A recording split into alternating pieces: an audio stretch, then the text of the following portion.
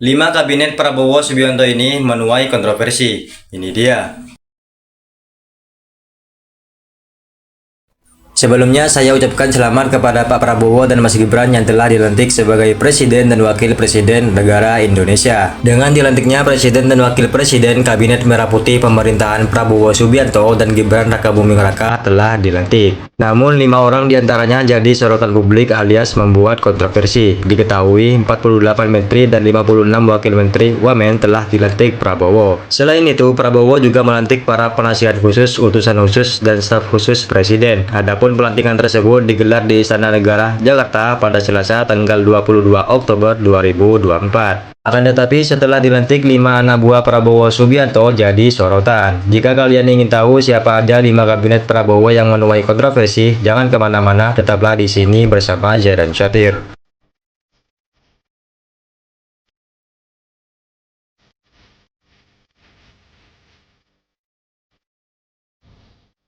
Pasti dari kalian sudah ada yang mengenal sosok Yusril Iza Mahendra. Namun buat kalian yang belum tahu, dia menjabat Menteri Koordinator Bidang Hukum, Hak Asasi Manusia, Imigrasi, dan Pemasyarakatan.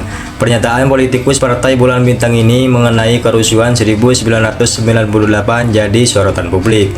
Yusril mengatakan bahwa tidak ada kasus pelanggaran HAM berat yang terjadi beberapa tahun terakhir, termasuk dalam peristiwa kerusuhan Mei 1998 yang berdampak pada tumbangnya Orde Baru. Hal tersebut disampaikan Yusril saat menanggapi permasalahan HAM yang akan menjadi fokus di kementeriannya usai dilantik menjadi Menko Hukum, Hak Asasi Manusia, Imigrasi, dan Pemasyarakatan. Selama beberapa tahun terakhir ini tidak terjadi kasus pelanggaran HAM yang berat, kata Yusril di Kompleks Istana Kepresidenan Jakarta, Senin tanggal 21 bulan Oktober 2024. Kemudian Yusril pun juga mengklarifikasi pernyataannya soal peristiwa 1998. Sebelumnya, ia menyebut tragedi yang berujung tumbangnya Orde Baru itu bukan pelanggaran hak asasi manusia.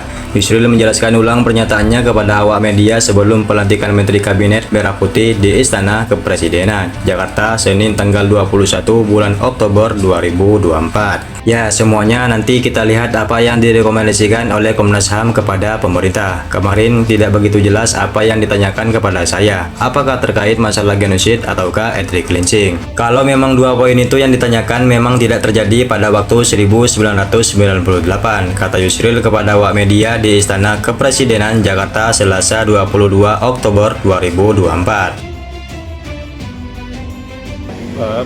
Semuanya nanti kita lihat apa yang direkomendasikan oleh Komnas HAM kepada pemerintah.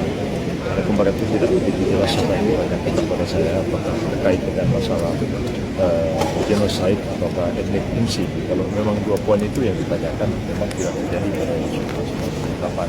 Sayalah bahwa pemerintah punya komitmen menegakkan masalah HAM itu sendiri. Tahun 98 itu saya ada di Jakarta, ada di sini tempat ini dan menyaksikan apa yang sebenarnya terjadi. Pada awal-awal itu saya juga jadi ketika Gibran HAM, jadi cukup mengerti tentang persoalan ini dan itu menjadi concern kita bersama-sama. Jadi jangan ada anggapan kita nggak peduli apa yang terjadi di masa lalu, tetap kita akan bisa menstabil apa yang terjadi. Terima kasih.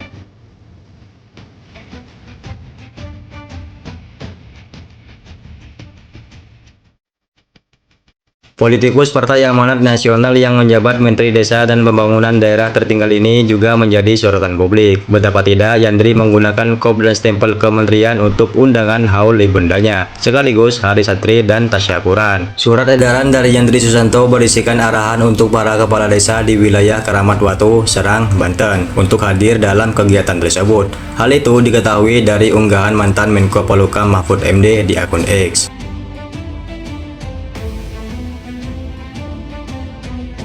Terlihat surat tersebut ditandatangani oleh Yandri pada tanggal 21 bulan Oktober 2024 atau bertepatan dengan hari dilantiknya sebagai Menteri oleh Presiden Prabowo Subianto. Dalam surat itu, acara haul dilaksanakan pada tanggal 22 Oktober 2024. Acara tersebut dilakukan pada pagi hari di Pondok Pesantren BAI Mahdi Soleh Ma'mun. Mahfud pun memberikan saran kepada Yandri atas ada surat tersebut.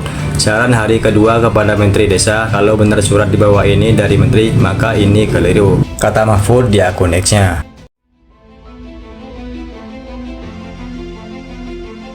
Dalam surat itu pula terlihat ada kop surat kementerian. Mahfud menegaskan seharusnya kegiatan yang bersifat pribadi itu pihak yang mengundang pun harus dari pribadi atau pengasuh pondok pesantren. Acara keluarga seperti Hollywood dan peringatan hari agama di pondok pesantren mestinya yang mengundang pribadi atau pengasuh pondok pesantren. Tak boleh pakai kop dan stempel kementerian. Untuk kedepannya hati-hati, pungkas Mahfud MD. Selain itu, pengamat politik sekaligus Direktur Eksekutif Era Politik Indonesia, Hafidhul Ulum menilai tindakan yang dilakukan Yandri sangat memalukan dan mencoreng nama baik Kabinet Merah Putih yang berusia 2 hari. Surat berkop dan berstempel menteri itu jelas disengaja. Dia berpendapat seorang menteri juga seharusnya sudah tahu bahwa tindakan memanfaatkan fasilitas negara untuk kepentingan pribadi jelas melanggar aturan dan etika. Padahal baru 2 hari yang lalu, para menteri dilantik dan bersumpah untuk melaksanakan undang-undang dan aturan yang berlaku. Seolah-olah mereka lupa dengan janji dan sumpah yang telah diucapkan, kata Ulum. Dia menilai apa yang dilakukan Mendes itu merupakan contoh yang buruk. Padahal dalam pidato pertamanya, Prabowo meminta para pejabat menjadi contoh yang baik bagi masyarakat. Jika pemimpin memberikan contoh buruk, maka masyarakat akan mengikutinya, karena ikan busuk dimulai dari kepalanya. Dia berpendapat Prabowo tentu harus ikut bertanggung jawab atas ulah anak buahnya. Menurut Ulum, Prabowo akan sulit melaksanakan tugasnya sebagai kepala negara dan pemerintahan jika tidak ada kepercayaan masyarakat terhadap Kabinet Merah Putih.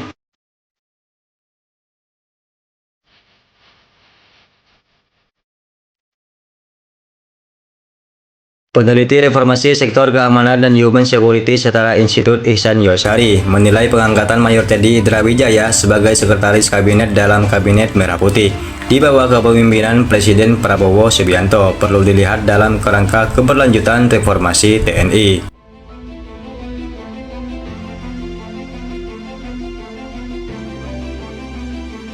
Pengangkatan Mayor Teddy melanggar ketentuan pasal 47 ayat 1 Undang-Undang Nomor 34 Tahun 2004 tentang TNI bahwa prajurit hanya dapat menduduki jabatan sipil setelah mengundurkan diri dari dinas aktif keprajuritan. Ihsan Yosari juga menuturkan dalam perkembangannya persoalan ini direspon salah satunya oleh Ketua Harian Partai Gerindra, Sukmi Lesko Ahmad, yang menjelaskan bahwa struktur Seskap kini berada di bawah Menteri Sekretaris Negara, sehingga Mayor Teddy tidak perlu pensiun dini dari dinas aktif keprajuritan TNI. Sebab kata dia, bagian Seskap tidak termasuk ke dalam jabatan sipil sebagaimana ketentuan pasal 47 ayat 2 Undang-Undang TNI. Artinya, ketentuan yang berlaku seharusnya kembali ke ayat satunya, yakni menduduki jabatan sipil setelah mengundurkan diri atau pensiun dari dinas aktif keprajuritan. Dia juga menjelaskan ketentuan pasal 47 ayat 2 Undang-Undang TNI yang mengatur dengan spesifik perihal jabatan sipil yang dapat diduduki prajurit TNI tanpa pensiun dini, yaitu jabatan pada kantor yang membidangi koordinator bidang politik dan keamanan negara.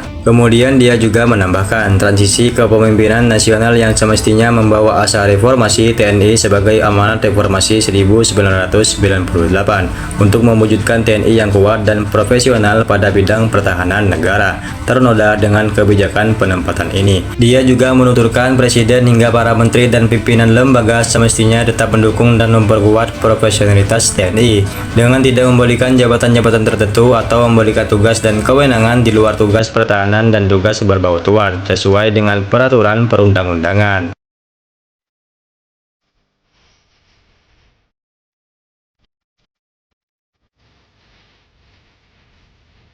Pendiri lembaga survei Ceros Networld ini menjabat kepala kantor komunikasi Presiden. Dia mengklaim Kementerian Prabowo Gibran lebih ramping dari era Jokowi.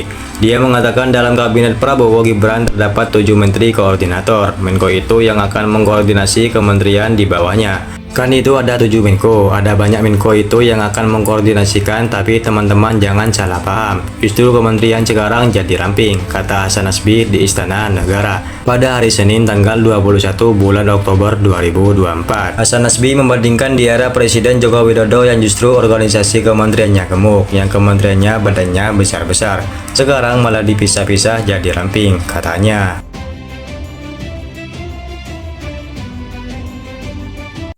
Kan ada 7 Menko kan? Ada banyak Menko itu yang akan mengkoordinasikan kementerian-kementerian. Tapi teman-teman jangan salah paham. Justru kementerian sekarang jadi ramping loh. Satu kementerian kemarin yang organisasinya gemuk, sekarang dipisah-pisah jadi ramping organisasinya. Jadi bukan kementerian gemuk.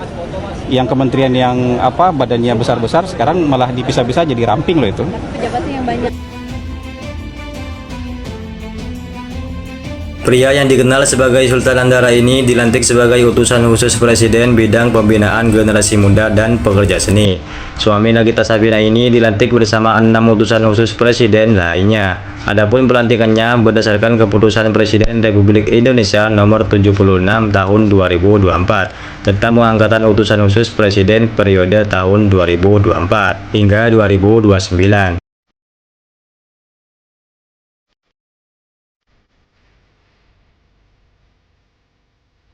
Itulah 5 kabinet Prabowo Subianto yang menuai kontroversi. Bagaimana menurut kalian? Oh ya guys, buat kalian yang pengen beli outfit, kalian bisa beli di keranjang kuning aku, linknya di bawah video ya guys. Terima kasih sudah nonton video ini hingga selesai. Sampai jumpa lagi di video selanjutnya.